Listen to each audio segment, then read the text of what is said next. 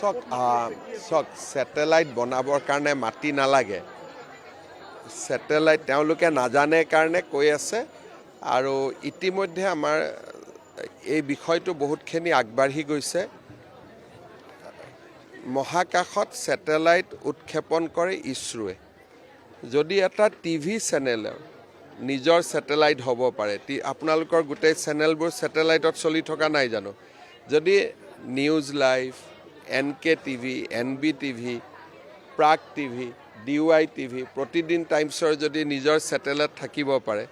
চৰকাৰৰ ছেটেলাইট কিয় থাকিব নোৱাৰে ইমান সাধাৰণ কথা এটা যেতিয়া বুজি নাপায় তেওঁলোকে কেনেকৈ ৰাজ্য চলাবৰ সপোন দেখে মই নিজেও নাজানো আজি ভাৰত চৰকাৰৰ অতি কমেও 300তকৈ বেছি ছেটেলাইট আছে তাৰ পৰা এটা ছেটেলাইট এটা মোদী ডাঙৰীয়াৰ পৰা মই ল'ব নোৱাৰো নেকি ইমানখিনিতো মোৰ চলি যায় দিয়কচোন মোদী ডাঙৰীয়াক অনুৰোধ কৰিলে ভাৰত চৰকাৰৰ যিমান ছেটেলাইট আছে মই যদি কওঁ যে এটা ছেটেলাইট আপুনি খালি অসমৰ কাৰণে দি দিয়ক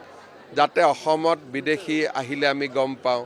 বান সমস্যা হ'লে গম পাওঁ আগত অনুৰোধ কৰা নাছিল অনুৰোধ কৰিব জানিলে দেউতাকে কেতিয়া দিব খুজিলেহে দিব গতিকে আজিকালি অসমে খোজা হৈছে দেউতাকে দিব ইমানেই কথা